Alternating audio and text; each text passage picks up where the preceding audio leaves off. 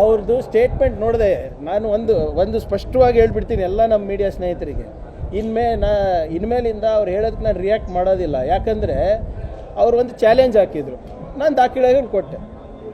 ಅವ್ರಿಗೆ ಸ್ವಲ್ಪನ ಗೌರವ ಇದ್ದರೆ ರಾಜೀನಾಮೆ ಕೊಟ್ಟು ಅವ್ರು ಏನು ಪ್ರಶ್ನೆ ಕೇಳ್ತಾರೆ, ಎಲ್ಲಿ ಕೇಳ್ತಾರೆ ಅದಕ್ಕೆ ಉತ್ತರ ಕೊಡ್ತೀನಿ. ಅಲ್ಲಿ ತನಕ ಕೊಡೋಕ್ಕೆ ನನಗೆ ಇಷ್ಟ ಇಲ್ಲ. ನಂಬರ್ 1. ನಿನ್ನೆ ವಿಚಾರದ ಬಗ್ಗೆ ಅವರೇನು ಹೇಳಿದ್ರು, ಪ್ರಿಯಾಂಕರ್ಗೆ ಪ್ರೇರಣೆ ಕೊಟ್ಟಿದ್ದಾರೆ ಅದಕ್ಕಾಗಿದೆ ಅಂತ.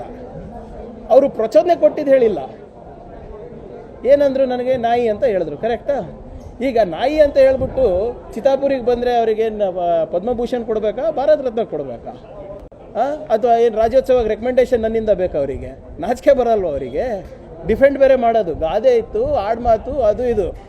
ನೀವು RSS ಚಡ್ಡಿ ತಲೆ ಮೇಲೆ ಹೊತ್ತಾದ ತಕ್ಷಣ ಆ ಮನುವಾದದ ಬುದ್ಧಿ ಬಂದುಬಿಟ್ಟಿದೆ ನಿಮಗೆ. ಸಿಂಪಲ್. ನೀವು ನಾಯಿ ಅನ್ನಿ, ನರಿ ಅನ್ನಿ, ನಿಮಗೆ ಎಷ್ಟು ಹಕ್ಕಿದೆ ನನಗೂ ಅಷ್ಟೇ ಹಕ್ಕಿರೋದು. ಸಾಮಾನ್ಯ ಪ್ರಜೆ ಕೂಡ ಇವತ್ತು ಪ್ರಧಾನಮಂತ್ರಿ ಮೋದಿಗೆ ಪ್ರಶ್ನೆ ಮಾಡುವ ಹಕ್ಕಿದೆ, ಅದು ತಿಳ್ಕೊಳ್ಳಿ. ಸಂವಿಧಾನದಲ್ಲಿ ಎಲ್ಲರಿಗೂ ಅವಕಾಶ ಇದೆ. ನಿಮ್ಮ ಬಾಡಿಗೆ ಭಾಷಣಕಾರರು ಬಂದು ಮೋದಿಯವ್ರ ಬಗ್ಗೆ, ನೆಹರು ಅವ್ರ ಬಗ್ಗೆ ಮಾತಾಡ್ತಾರೆ, ಗಾಂಧೀಜಿಯವ್ರ ಬಗ್ಗೆ ಮಾತಾಡ್ತಾರೆ, ಅಂಬೇಡ್ಕರ್ ಅವ್ರ ಬಗ್ಗೆ ಮಾತಾಡ್ತಾರೆ, ಖರ್ಗೆ ಅವ್ರ ಬಗ್ಗೆ ಮಾತಾಡ್ತಾರೆ, ಸಿದ್ದರಾಮಯ್ಯ ಅವ್ರ ಬಗ್ಗೆ ಮಾತಾಡ್ತಾರೆ. ಅವ್ರಿಗೇನ್ರಿ ಹಕ್ಕಿದೆ? ಒಂದು ಗ್ರಾಮ ಪಂಚಾಯತ್ ಎಲೆಕ್ಷನ್ ಗೆಲ್ಲ ಯೋಗ್ಯತೆ ಇಲ್ಲ ನಿಮ್ಮೆಲ್ಲರಿಗೂ. ನೀವು ಮಾತಾಡ್ಬೋದು, ನಾನು 3 ಸರಿ ಆರ್ಸ್ ಬಂದು ಕ್ಯಾಬಿನೆಟ್ ಮಿನಿಸ್ಟರ್ ಆಗಿ ನಾನು ಮಾತಾಡೋಕ್ಕಾಗಲ್ಲ. Who are you to tell? I am well within my rights. ನೀವು ನಾಯಿಯನ್ನ ಅಂದ್ಕೊಳ್ಳಿ, ಏನಾದರೂ ಅಂದ್ಕೊಳ್ಳಿ, ನಾವೆಲ್ಲರೂ ಬಾಬಾ ಸಾಹೇಬ್ ಅಂಬೇಡ್ಕರ್ ಅವರು ಸಾಕಿರೋ ಹುಲಿಗಳು, ಅದು ತಿಳ್ಕೊಳ್ಳಿ ಅವರು. Thank you.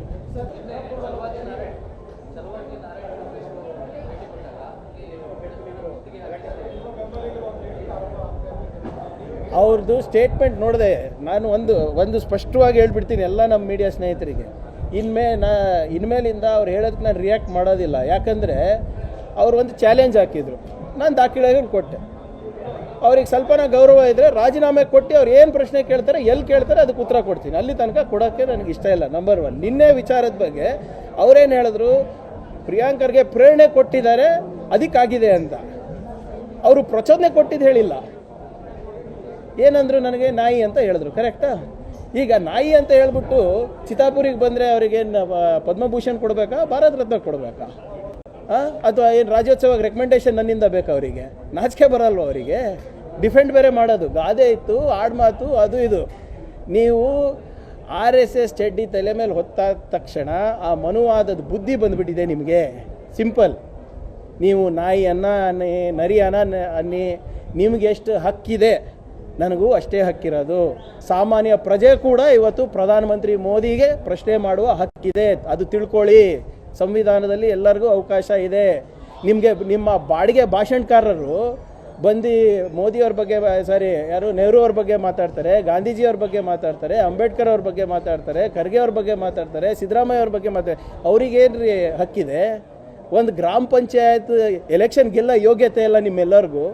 ನೀವು ಮಾತಾಡ್ಬೋದು, ನಾನು 3 ಸರಿ ಆರ್ಸ್ ಬಂದು ಕ್ಯಾಬಿನೆಟ್ ಮಿನಿಸ್ಟರ್ ಆಗಿ ನಾನು ಮಾತಾಡೋಕ್ಕಾಗಲ್ಲ. Who are you to tell?